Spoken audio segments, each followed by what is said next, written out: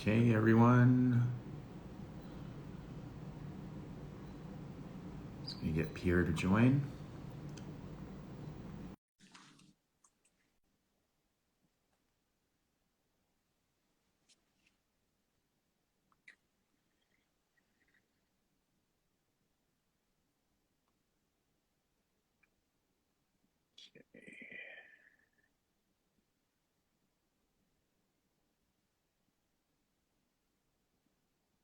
See if that works.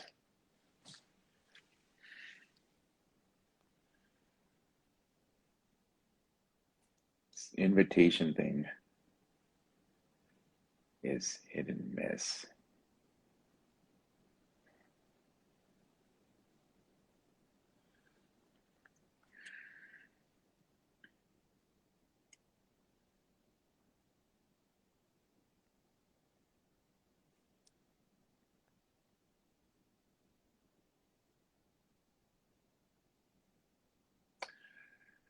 All right.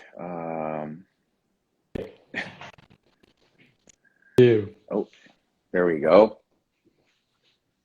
Likewise. You're not showing up here, at least on my end.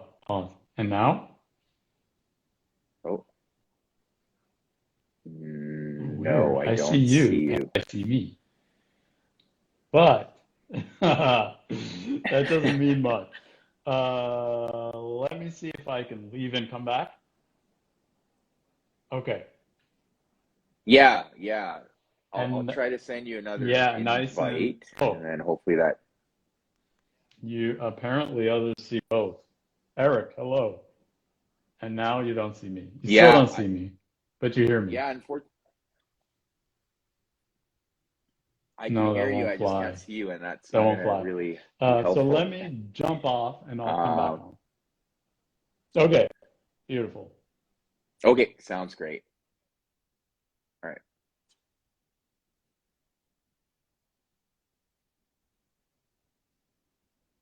Yeah, Eric, thanks. Unfortunately, I can't see Pierre, so that's going to be a bit of a struggle if we're going to have a conversation here. So hopefully we can get this resolved.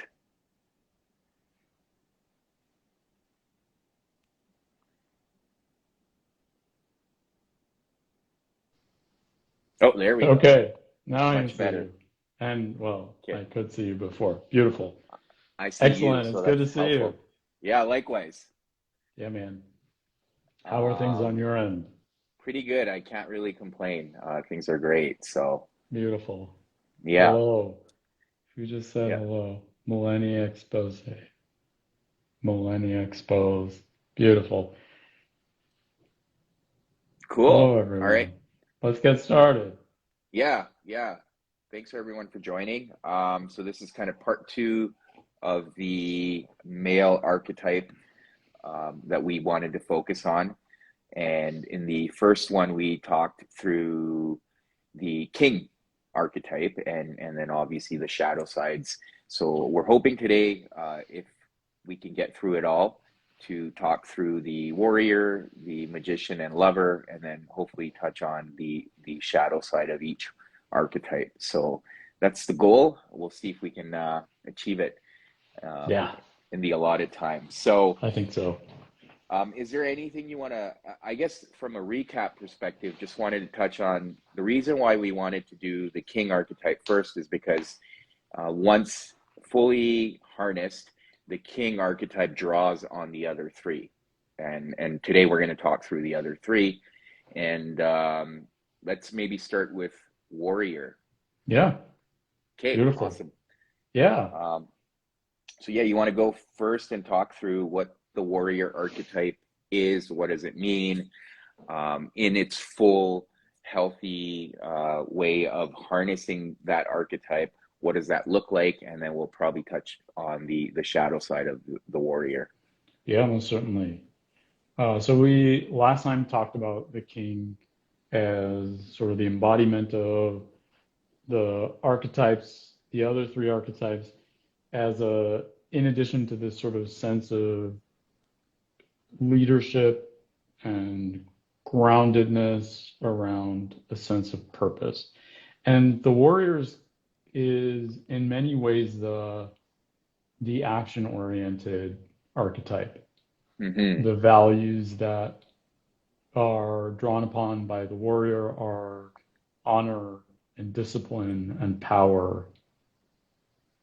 And we think Yep. of, when I think of a warrior, I think of um, a man who's put aside largely emphasis on the cerebral or lots of thought and just in a very disciplined manner taken forward some action. Now, I think of a warrior and think in many ways of someone who is aggressive or violent, and that's not really the point of this. Although we'll talk about the shadows of the warrior. Yes. The the point is really someone who's able to live relatively is the part of you, the archetype within most men, that wants to live simply according to a regimen or a discipline and wants to take action above all else. That's kind of the Yes. way I envision the mature masculine archetype of the warrior. What say you? Yeah, I think there is the misconception, and you touched on the aggression side of it. And I think part of that is when it's not fully embodied in harmony. That's where you could see the the downside of the aggression. But when it's successfully integrated, it can kind of basically allow the person embodying the warrior archetype to achieve their goals.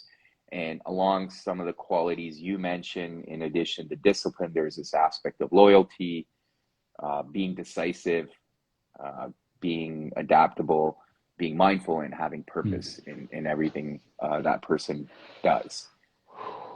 Yeah, yeah. It And feels then, like even in talking about this archetype, I feel like want to like sit up and take notice a little more, or I feel connected to this part that wants to like move forward and feel decisive, as you mentioned. mhm, yeah, yeah. Yeah, And I think aggression side of it, is it meant to be a violent thing? It's more about standing up for what you believe in and yes, pushing forward. And I think it's more internal rather than externally projecting it.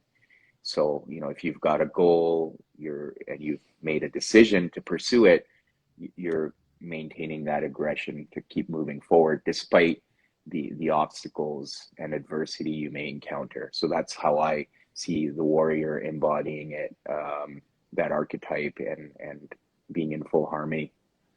yeah, beautiful. And often I think to build up the warrior to sort of step into warrior energy involves doing things that take action, um, really focusing attention on one thing, building an experience of discipline or building habits around engaging in disciplined action. Hmm. And you mentioned the projection bit, which feels really important because I think that that's really when the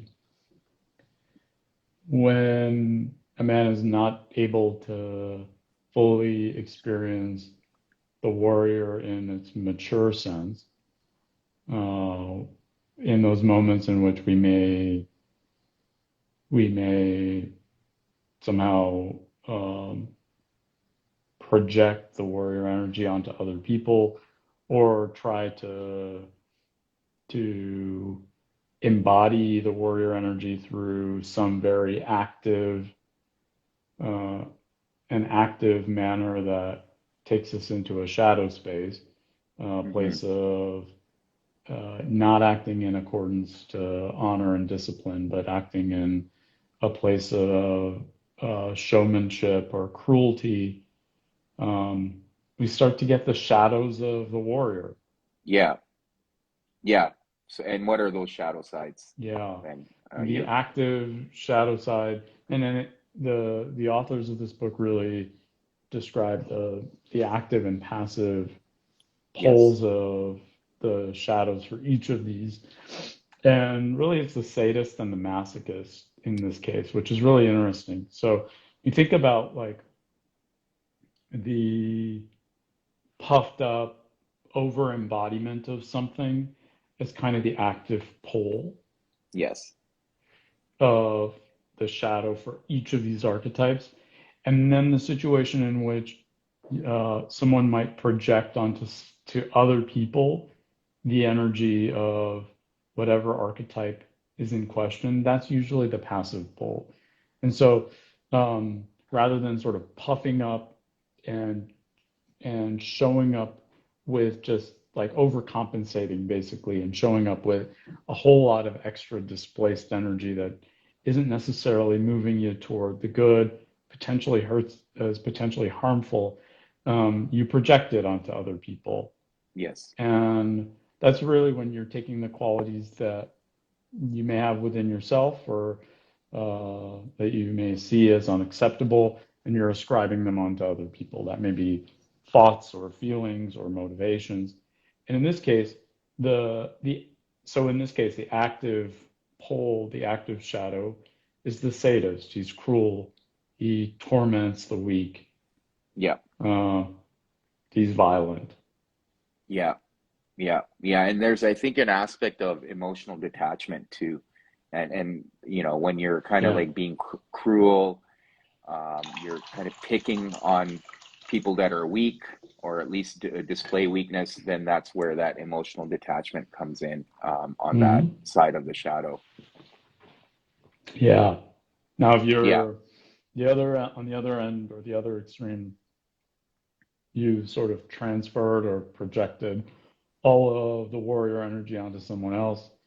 You take on this masochist shadow, Yes. where Yeah. That's uh, where you act like you're basically a pushover. You act powerless. yeah, Um, yeah. yeah, Cool. totally. So I guess for people that want to really embody the mature warrior archetype, it's really focusing on building a purpose, focusing on your goals, understanding how your goals tie into your purpose, being mindful, being loyal, being disciplined, as we touched on. So these are all qualities we've also discussed in the past, but I think that's really how you can truly embody the mature warrior archetype. Yeah, beautiful, Cool. beautiful, So cool. yeah, so then maybe we could move on to the magician. Hmm. And because when you kind of read magician, it brings up different things. So maybe we can break down what does magician really mean in Yeah. this context, and how can you strengthen that archetype for yourself. Mm. So yeah, in this case, the magician is this masculine archetype that embraces and honors wisdom and truth and thoughtfulness, Mm, curiosity. It's maybe the more cerebral part of us, but also in many ways the part that is connected to truth. And so in the book, it's sort of described too in this very kind of a cosmic way that you're sort of connected to the energy of truth in some important way. These are often shamans or soothsayers or yeah, um, uh, the sort of energy that wants to know more. right, Yeah. right. And Yeah, I think many guys, well, I certainly, I mean, I think when I first read the book, this was the archetype. This was like the one that felt most resonant. I think for many guys, especially guys who may be uh, in in psychological or mental health fields, we tend to be magicians. We tend to be quite often in our heads. Yeah, and we yeah. can talk a little bit about the shadows, but what else? would you add to the mature elements Yeah. of the masculine magician? Well, I think to build on what you said, there's an aspect of wisdom and knowledge that the magician will try to acquire, and that quite often resonates from when you see a magician performing an act, they have a certain level of knowledge that the audience may not have. So in this context, it's, yeah, you have knowledge that you're using to produce desired outcomes, but it's not like manipulative in the sense, and we'll get to the shadow side, but it's really to for the betterment. And then as a mature magician, you're also aspiring to share that knowledge with others. And again, we will talk about the shadow side of sharing knowledge, because quite often in the shadow side, if you haven't fully integrated this mature magician, you're going to hold off on information that you're sharing or the knowledge you're willing to share. So some other qualities that I kind of picked up on were, and we touched on it, just intellectually curious. They want to acquire knowledge that's not really apparent. So, whether that's going to school or learning about something deeply, and kind of understanding how the world works and harnessing that energy. And one of the pieces of information that I think is not obvious is magicians are very introspective. So they'll take that time to reflect and meditate. And on the mature side of it, they are also very good mentors. So those were some of the qualities on Yeah, the magician that's fully integrated I like and that. has acquired that maturity. So yeah, we can kind of dive into the shadow side. Yeah, fair. The shadows, again, kind of active and Correct. passive poles. The active pole being the manipulator, I Yeah, think. Yes, the well, they manipulator. call it the detached manipulator. The detached So manipulator. Oh, I like that. yeah, Yeah, yeah. okay. So I think I was just looking back in less mature periods of my life when or maybe on occasion now, when I might find myself in the active pole of the shadow.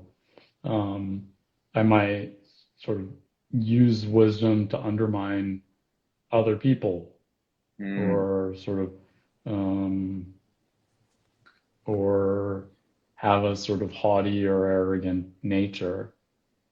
Um, and I kind of make this face around it because it's not the reality of it's not a mature reality. There is no value here in arrogance or haughtiness. And in the description, it's really um, it can in the book's descriptions can range anywhere from using using witty humor to put down other people, to mm, frankly being so arrogant or haughty that you're manipulating other people based on your own wisdom. Now, I'd like to think I've right. never gotten to that point, but I can certainly look back at times in my life in which I felt insecure around something, or my ego was hurt, and I used uh, witty humor in kind of at jabs to take jabs at people, Mm, and not very proud of that in retrospect. right. Yeah. And so it may not feel like it's so uh, damaging or it's so problematic as to fully manipulate someone else. Nevertheless, it's still quite hurtful, Right. and it's not in the spirit of building someone up. It's not in the spirit of using your maturity, sharing your wisdom, sharing curiosity in the Hmm. spirit of building someone else up. Now, on the Right. other hand, uh, the if you project the mature attributes of the magician, wisdom, truth, curiosity onto other people, you might take on this sort of innocent, I think it's the innocent, shoot, there's an additional Yeah, There's an yeah. additional word that's used. Well, they call it. What I got was denying innocent one. Yeah, the denying innocent one. It's Yeah, really interesting. Say more about yeah. that. What's your take on that one? Well, I think it's the way I see this is someone who wants all the benefits of the mature magician without putting in the work. So, Hmm. they want Yeah, the makes glory, sense. they want the status, they want the power that comes with someone who has a lot of knowledge and wisdom, but they don't want to put the work in. Yeah. So there's a sense of entitlement there that, hey, like I'm this knowledgeable person, but they haven't put that time and effort to go acquire that knowledge. Yeah. So yeah, you kind of see that quite a bit in society. Um, but yeah, Quite what a are your lot. thoughts on that? Yeah. You do see that a lot. I think you see that a lot Well, I think on you see social both media. the active and the passive side. On the active side, I did want to add, first of all, I wanted to, thank you for being vulnerable and sharing Yeah, of that. course. But I think the detached manipulator, just to go back, is someone who's withholding information because they can. They don't want to share all of their wisdom because they want to have that, I guess, competitive advantage over others. So I guess the modern example is these internet courses that people provide, whether it's like, hey, you want a whole bunch of social media followers, here's my course, and then they won't Yeah. really give you the information. It's a manipulation um, to get your money in a way, and then Yeah. yeah, so that's how I see that manifesting. Hmm. Yeah, that's really interesting. Yeah, I mean, I think in a lot of ways, uh, we do see that kind of manipulation for sort of the showmanship of lots of wisdom, but it's not really in the spirit of bringing goodness Hmm. to other people or connecting in a sense of truth to other people. Um, it lacks the humility, Yes. whereas the other side sort of lacks is lacking in the willingness to put in the effort and take the responsibility for sharing in this connection over truth. Yeah. Yeah, For sure, for sure. Yeah, I think that you can have examples of each one, including the mature archetype of the magician, where you see a lot of men out in society who are acting as mentors. We've talked in great lengths about men's group, people that are initiating those. yeah, That's their way of sharing wisdom and supporting others. And there's an aspect of also seeking mentorship themselves so they can continue to acquire knowledge and grow. I think that there's that appetite for seeking wisdom that comes with the magician yeah. archetype. Makes sense. That makes good sense. Hmm. Anything else to add in this space before we move to the last one? No, I don't think so. We're making Cool. good time. Yeah, Yeah, we are. Yeah, so yeah. it'll give us some time in the end there, but we'll move on to my Beautiful. favorite one, the Is it lover. really? Well, I think that's um, for me personally, I think that's the one that resonates the You're a most. lover. I know you mentioned magician was the one that Yeah, resonated for you. I think, as I've matured as a man, I feel like I draw on all of them, and yeah, ultimately that's the goal. Especially if you want to aspire to becoming a king, you want to embody all these archetypes. But as a younger version of me, um, and I still feel like I fall more on the lover side, but definitely as a younger version. yeah. Some of Cool. the I guess the shadow sides of the lover, which we'll talk about, is the addicted lover. And yeah, it was like, okay, fall in love with everyone, right? Yeah, So yeah, yeah. I definitely something that I embodied when I was younger, Yeah, and we'll cool. get into it. Yeah. Yeah, sure. And so we'll start with the embodiment of the mature lover, which is all about connection, beauty, empathy, Hmm. compassion, passion. Uh, Yeah. and I often think about this as the like romantic lover. Um, but really, it's broader than that. It's sort of the connection to beauty and life Yes, and passion for zest for life. correct. Yeah. That can show up in terms of love and connection to other people, but it can also be in terms of connecting to art or nature or Yes, music. for Yeah. sure. Yeah. Yeah, I think with these archetypes, when you hear the term used for the archetype, it kind of brings up certain ideas around each one, right? So to your point, lover can mean a lot of things to people, but in this context, as a in the mature embodiment of the archetype, there's this youthful idealism and excitement that comes with it. And they what they talk about is usually it's the first archetype to develop in a man because and you see it quite a bit as most of us enter adolescence. That's the first thing we want is like, oh, I want a romantic partner, Yeah. and that's what you're chasing. So that's the first archetype that comes up. But typically, what they say is when it's properly harnessed in its mature form, it drives greatness. So, to your point, as you mentioned, there's emotion, there's feeling. They want to experience as many dimensions of life, um, and they feel things deeply. The Mm. lovers do. So, Yeah. so yeah. There's an aspect of empathy that comes out too because the lover archetype is able to connect with many people and feel for them or have that sense of empathy, and they're able to get along with these people. So that's another quality. Yeah. That's big. The sense of connectedness Yes. feels, ooh, again, sort of this like connectedness to a something bigger feels important. There's a lot of Yeah. emotion there. Yeah. Yeah. It's not strictly limited.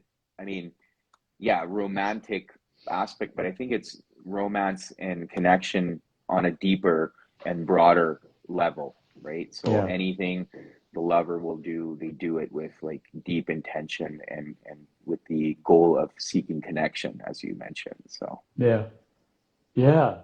And so that takes us to shadows. The shadows being, again, yeah, active and passive. You mentioned the active one, which is the addicted lover, the yes, passive one being the impotent lover, or correct. yeah, the impotent lover. Yeah, And so, curious on your take for the addicted lover and yeah. So perhaps your experience. as I mentioned, especially when I was younger, yeah, the addicted Yeah, lover was fairly prominent. So typically what happens is they are, again, I find like a lot of it with these shadows is projection onto others, but as the addicted lover, you're kind of restless constantly and you're always seeking something that will allow you to feel alive or connected to yourself. So you're seeking it externally. yeah, In my case, it was seeking relationships and quite often, they say with the addicted lover is like, the common example is you immediately fall in love with people. hmm, So in my case, it was romantic partners falling in love immediately, and yeah, then you kind of get your heart broken, and then you continue that cycle until you're able to truly, um, I guess, embody this archetype at the mature level. yeah, And yeah. and at the Makes sense. mature level, you're kind of connecting outside of yourself, but you've also connected within yourself. Like you're more connected to yourself, so then you can have healthier connections outside of yourself. Mm. Yeah, the the mature experiences is common to all four archetypes, which in essence is uh, to be able to connect fully to oneself, to not have to be a slave to one's ego, Yep. um, to be able to maintain. the levels and attributes of each of the archetypes without necessarily having to be um, overtly showy around any of them and perhaps overcompensate and not project. Now, the projected sort of lover ends up becoming impotent in Mm-hmm. essence in this shadow, in this passive Yes. pull of the shadow. So I sort of think about that as like the guy who's lost lust for or zest for life. Yeah. Um, Sort of this depressive, alone kind of hurt element. Yes. Yeah, Yeah. which I think is probably more common of an experience than most guys will admit to facing. Yep. In many ways, the passive pull is kind of like that. Like Yep. when you're the passive pull for any of these is sort of the harder pull to really relate to, or at least to see, because often Right. we don't think about the we don't think about what is projected. We just think about what is there. And so in this case, it's sort of like the love has been taken. You've allowed the love, a sense of love, to be taken away from you. Correct. Um, Yeah. yeah, Yeah. And I and would, in my yeah, experience, especially in the immature or shadow side of it, I would, and we talked about it last time too. I feel like you can swing from one side to the other. So from the yeah, active to the passive in my experience. So that would happen quite often as like, I'd be the addicted lover, fall in love, get my heart broken, fall, and then swing to the other side yeah. on the passive side and experience those emotions and, be in a funk. So yeah, it's interesting because I still find myself getting that active pull every now and then. Hmm. Um, so it's being obviously with maturity and embodying the mature lover archetype, it's being aware of that and being mindful of it as well. Yeah, beautiful, beautiful. And so, how do you find yourself? I mean, now that we've touched upon all four of these archetypes, how do you find yourself using the awareness to these archetypes in your own life or in your work with men? So in my own life, I think it's just being aware of the shadow pull Hmm. because I think you can, you mentioned your own experience in the magician archetype. I think we experience pulls in all four of them, right? And Sure. especially it could be active or passive. So having this awareness definitely helps that, okay, you know, for me, it's important. One of the practices I use, and again, this is just something I do, is to reflect before going to bed. So I'll journal before I go to bed about my day. So I'll reflect about the day and try to identify opportunities where I fell short or where I let these shadow sides pull on me. And then the next day, I will set goals um, for myself to avoid those pulls, to be Hmm. mindful of them, to set reminders for myself. So one of the things, for example, is a daily reminder around humility that I, write down. It's like I need to be humble today in these areas. So that's something I've done with the men I work with is also normalizing the shadow pulls that we all experience, but also bringing awareness to each archetype because a lot of men want to be associated as the warrior or the king, but they may not understand what the magician or lover means and how, when you Yeah. embody it at a mature level, it can have so much more benefit for you. And truly, you need all four at the mature level, especially, well, at least the three, so then you can incorporate that into the fourth one, which is the king. Yeah. Yeah. Beautiful. I think I I aspire to a daily practice of reflection in this way. And I find myself turning to these archetypes much more than I have ever in my work. Yes. I would say I was familiar with this work years ago, but found myself, I don't know, not quite, maybe seeing it, but not quite tying it to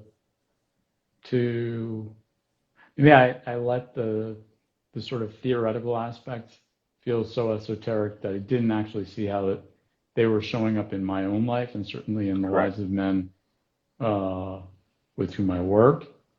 And now I find that for me, this is really pertinent. It's really relevant. It shows up in my everyday experience of life. I think especially Hmm. in the last few weeks around showing up as a, a king and a warrior, which are two archetypes that I don't know in retrospect in the past that I ever felt terribly connected to. Hmm. Um, but certainly has allowed me to sort of round out my own impression of myself in the way that I show up in my own life, Hmm. um, and certainly the way in which I see myself as a man. And I would say, in terms of working with other men, uh, again, I found myself turning to this book relatively commonly. Hmm. Uh, I usually advise uh, a sort of patience through the first parts that might feel more, uh, I don't know, that might feel more cerebral, that might feel more esoteric, Hmm. because the realities of the shadows in each of these four archetypes often somewhere in there embody at least one of the reasons that men feel a disconnect, Yes. either to themselves or to the world or to people around us, Absolutely. or a Yeah. lack of fulfillment. And so Yeah. it kind of gives names to experiences that I think many of us have trouble articulating because you never really had the words for it and never really had the a kind of map for it. And Right. so the book is great in that sense. Yes. Yes. Yeah. I agree with you 100%. What this, just preparing for these lives, I've been able to get so much out of it myself. And to your point, I was feeling these pulls, or on a very subconscious level of, aspiring to get to these mature levels of the archetype. But obviously, I didn't have the language or the understanding around it. And to your point, this book allows us to be able to put some meaning behind it and being able to articulate it. And now I understand, okay, well, where does this desire for wisdom come from? It's because, well, I'm trying to embody it in my life, trying to embody the magician archetype, as well as, like this need I had for working with men, or being a part of a men's group. It's Yeah. all coming from somewhere, right? And going through this experience of preparing for these lives allowed me to understand better. But another important thing I wanted to point out, for myself at least, was some gratitude and taking it easy on myself, that hey, I'm actually doing these things, obviously not down to the T, but I'm aspiring towards them. Yeah. And I should at least give myself some credit. And I think you and I share this a lot, Pierre, that we can be very hard with ourselves and our harshest critics, Yeah. but it's important to acknowledge that we're getting there. Yeah. For sure. For sure. And really, this is a matter of continuing. This is sort of forever work. It's not. It's always uh, it's always a bridge to something rather than the destination itself. Yeah, So yeah, it feels really important. And and so I imagine that elements of the archetypes will emerge again in our future lives. But for now, we'll be moving on to a different topic. Yes. Yeah. And so we'll determine what that is in the next couple of weeks. And as always, are open to ideas. So if anyone is watching either now or in the future and has interesting ideas or desire for us to focus attention on any particular topic, we definitely would invite you to reach out. Yeah. Yeah. No, I Yeah. echo that. Thanks. Any final thoughts, Pierre? I think this is, I'm surprised we got through it, but Yeah, me it's too. been definitely valuable for me. But yeah, any final thoughts on your end? I think for me, the one lesson or takeaway for me is the the pulls, the shadow pulls that we all Yeah. experience, and that's okay. It's just being mindful of it and not falling prey to those pulls. Yeah. Sort of an awareness, I think, just to piggyback on that, that these are universal, they're human. Nobody is immune from experiencing the shadow pulls. They're parts of all of us. Yeah, Yeah. And in many ways, exploring them and bringing them to light allows us uh, to strive toward and work toward maturity. And so absolutely. without recognizing these shadows, we're not able to do that. Yeah, Yeah. I agree 100%. Cool, man. This has been great. Awesome. Yeah. Yeah, no, this was great. Thanks, Pierre. I appreciate it as always. Thank Thank you you. for joining and working through the technical challenges as Yeah, always. man. Likewise. I All appreciate right. you. All Yeah, and right. I'll thanks see you everyone soon. that joined. Yeah, Thank you to take care. everyone. Bye, Fark. Bye.